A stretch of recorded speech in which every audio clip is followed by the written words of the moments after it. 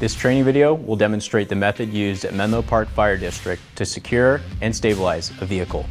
Securing and stabilizing a vehicle is a dynamic operation that may need to be adapted on a case-by-case basis. However, utilizing a universal template for securing and stabilizing vehicles in vehicle accidents will streamline the efficiency and safety of the operation.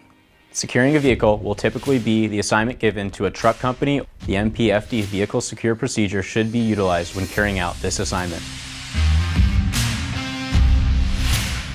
First, the disabled vehicle's tires should be chocked using step chocks, cribbing, or engine chocks. Next, the disabled vehicle engine should be turned off with the keys remaining in the ignition.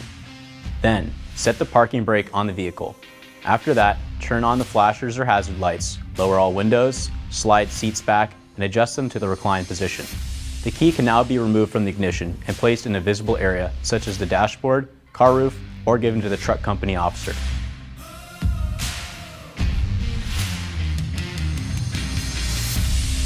Now, the 12-volt battery of the vehicle can be disabled by disconnecting the negative terminal, which is the black wire of the battery first. It is preferred to disconnect the bolt and remove the wire instead of cutting the wire.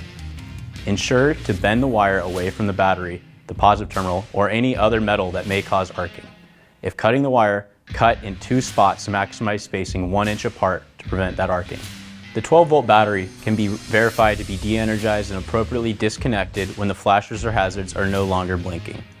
The vehicle can now be stabilized if not already done by utilizing cribbing, Rescue 42s, ratchet straps, or any other means necessary. Depending on the scenario, stabilization may be required before these steps. Once the car is safely stabilized, extrication of the patient or patients can occur. Stabilization of a vehicle may need to be done at the beginning of the vehicle secure procedure or later on in the incident depending on the circumstances. Stabilization of a vehicle will most commonly be done utilizing the Rescue 42 telecrib system found on Truck 2, Truck 4, Squad 401, and USAR 102. At the minimum, the vehicle should be chocked at the tires and any critical points of instability before Rescue 42 application. Rescue 42s can be utilized in various ways to stabilize a vehicle. The 2 most common ways to utilize them are creating an A-frame between 2 Rescue 42 struts or using a single Rescue 42 strut and securing it to the vehicle and back to itself. If constructing an A-frame, you will need 2 Rescue 42s, a ratchet strap, and a tool to puncture vehicle's siding for a purchase point. Utilizing 2 rescuers will be optimal. Both rescuers will place the struts in accordance with their officer's orders on opposing sides of the vehicle. They will match similar heights by calling out exposed holes and aim for an angle of 45 to 70 degrees away from the car as the struts are secured using 2 pins above and below desired color. Strut height and angle should be aligned with an appropriate purchase point on the vehicle.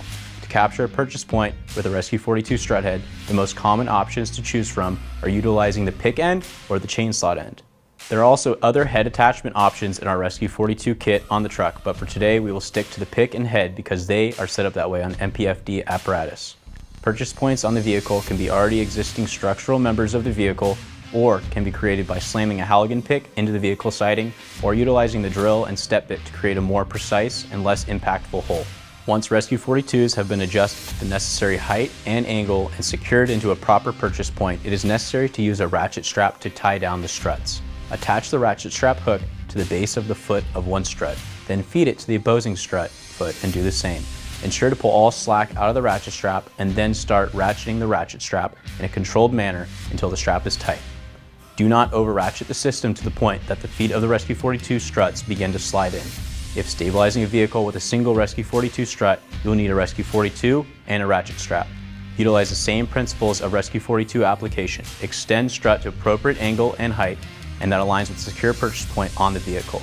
Then attach the ratchet strap to the foot of the strut, around a sturdy structural member of the vehicle, and back to the same strut foot. Ensure to pull all slack out of the ratchet strap and then ratchet until tight. Vehicle secure and stabilization has now been complete. Patient extrication or any other assignments nearby the unstable vehicle are now safe to be carried out. Thank you for watching. This concludes our review of vehicle secure and stabilization.